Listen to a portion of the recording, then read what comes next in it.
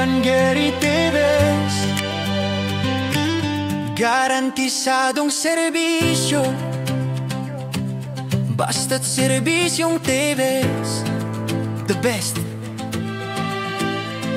Sa barangay Butatan, siya'y sandigan, lider na tapat, may puso't malasakit yan. Proyekto dito, proyekto doon, para sa tao yan ang misyon. Kalsada, tulay at kabuhayan, kabataan. Malaki yung epekto ng G-Therapy Center dito sa Putatan. Unang-una, ang laking suporta nito para sa mga magulang at sa buong komunidad na merong mga may special needs.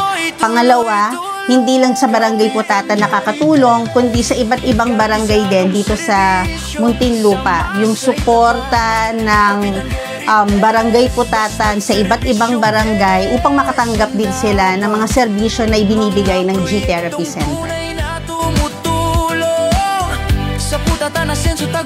Pero kayo po ang lumagay na meron po kayo anak na special needs, pakasabihin niyo po sarili na bakit sa akin pa, bakit kami pa. Ako, sa buong buhay ko, tatanawin ko ng utang na loob to kay Kapitan Gary. Maraming salamat po. Ang layunin ng ating therapy center ay mabigyan ng madaling access ang ating residente sa serbisyong pangkalusugan gaya ng physical therapy, occupational therapy, at iba pang rehabilitasyon na makakatulong sa kanilang paggaling.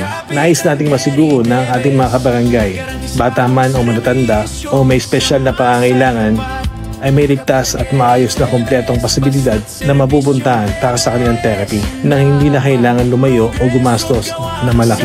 Dahil dito sa atin, kahit paano gusto natin makakaluwa ng ang bawat pamilya.